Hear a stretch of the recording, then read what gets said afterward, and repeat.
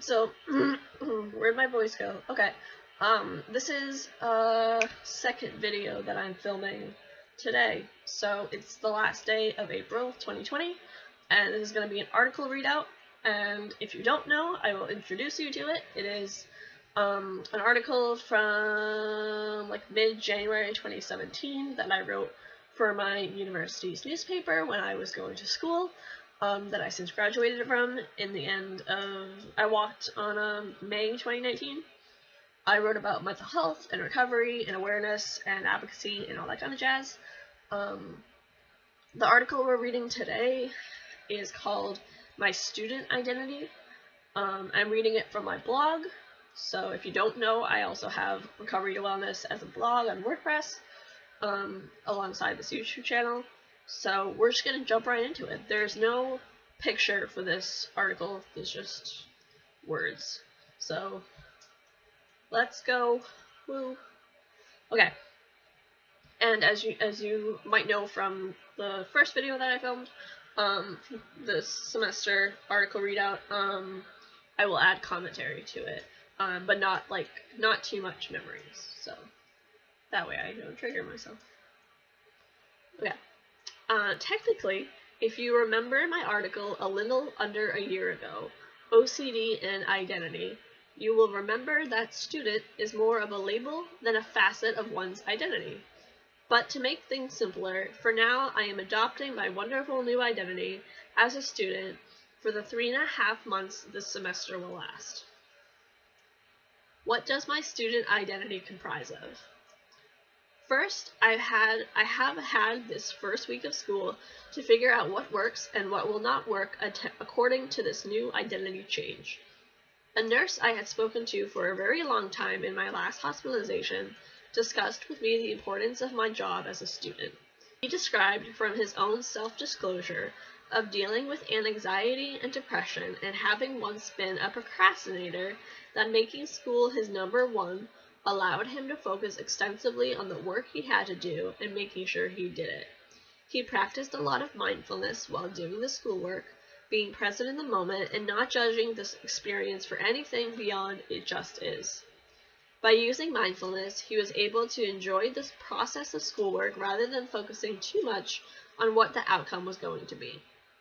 This has inspired me quite a lot as I have already gotten down into the books, so much text, and have decided for at least the beginning of the semester that I will be hitting the books heavily during the weekdays. My best time to work will be mornings and early afternoons to late afternoons at the most.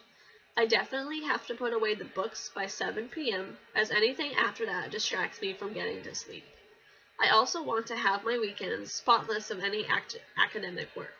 I do not want to even glance at a textbook over the weekends.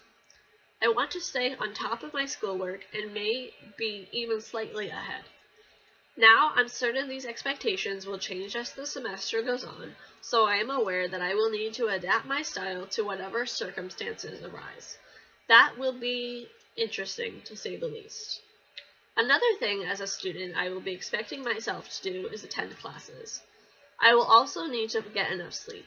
This means I have to make my 9 p.m. sleep schedule a priority. So far, I don't even go to bed at 9 anymore. I go to bed at 12 and 1.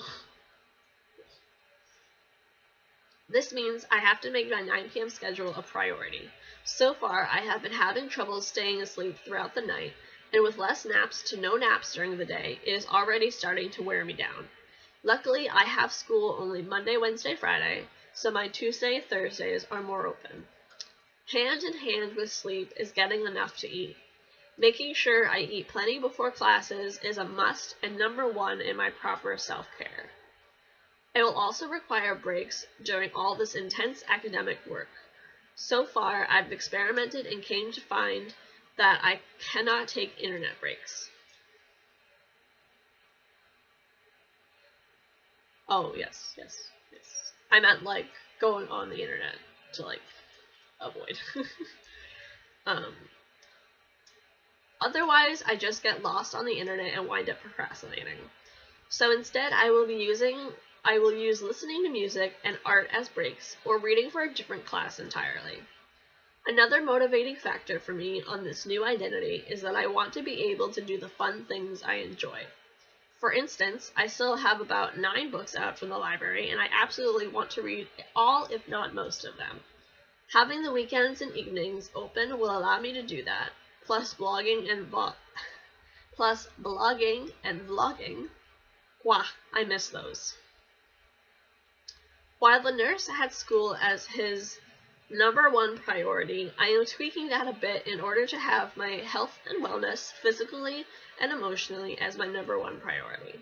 This leads me to my concluding point that all of this identity stuff is founded in ignoring the OCD, the depression, self-harm, and suicidality.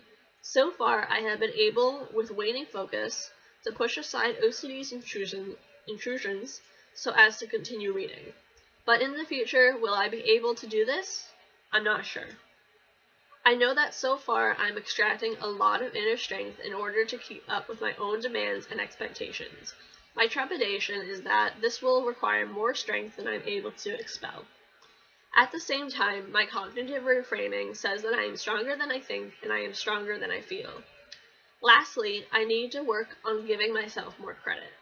Putting this new identity forward is no easy task, and so I need to remind myself that while it may only be the first week, I am a shining, badass unicorn. Stay strong, peeps. So, that is the article. It was just largely about school and, college and university and all that kind of jazz. I will probably put a trigger warning on the beginning of these videos if it's necessary. This one doesn't go into much of anything, so it's fine. But yeah, that is this video. I don't have a lot to say about it. I can't relate anymore because I'm not in school. Well, one day I'll probably be in school again because grad school.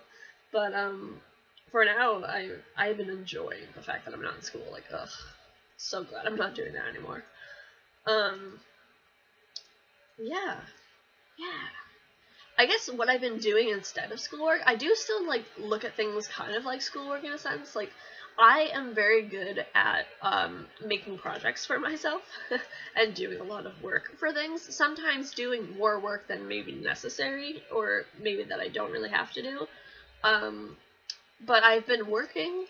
I have been at Amaryllis for I think 8 months now. So since October 2019, and I go twice a week there. I work 16 hours a week, and unfortunately my NAMI stuff with all the coronavirus stuff is being canceled, so I don't have any of that to do. But yeah, it's been good. I've been getting the monies and being an essential worker and everything, and enjoying it. I'm actually hoping I work on B-side on Saturday. I was the little kiddos. So hopefully I can do that. So that's good that I'm looking forward to it. That's really nice. I've been on A-side mostly, which is I also really like A-side, but yeah. Yeah, I've been working for 8 months, which is the longest I've ever worked. And Corona in general, it's stressful. I haven't been super stressed about it. I'm still getting used to it. I've been avoiding a lot. I've been also sleeping a lot. I've been reading a little bit. I've been blogging a little bit. I've been writing fan fiction quite a bit. I have a new coronavirus inspired fanfic that I want to write, but I haven't written it for in a while. Watching YouTube a lot. Doing some artsy things, ink on skin, videos, writing, all that jazz, tweeting. I also recently got Disney Plus, so I'm doing that, watching movies and stuff. I've been watching a couple documentaries lately. And then tonight, Station 19 is on, so I'm gonna watch that with my mom. And I'm probably gonna go out to the store tomorrow to get some food and stuff. As of right now, I'm the only one who really leaves the house to go to work and stuff, but yeah, okay, I'm gonna go. I don't know, I might try to read one more, I'm not sure though. I might, again, that's my all or nothing kind of coming out. But even if I don't, that's fine too. So I will do my little send off, and then that will be the end of this video, and then hopefully I can I won't even say I'll get it up soon, because that usually never works. Stay safe, take care, be well, much love and light to you. I will see you in the next video. Thank you for watching. Leave a comment down below what you thought of this video, what you liked, what you didn't like, why you liked or didn't like it, all of that jazz. Feel free to share it. You can totally do that, that's fine. So, yeah.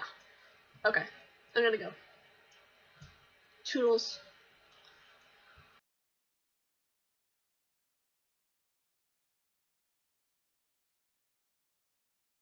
Described he described words. He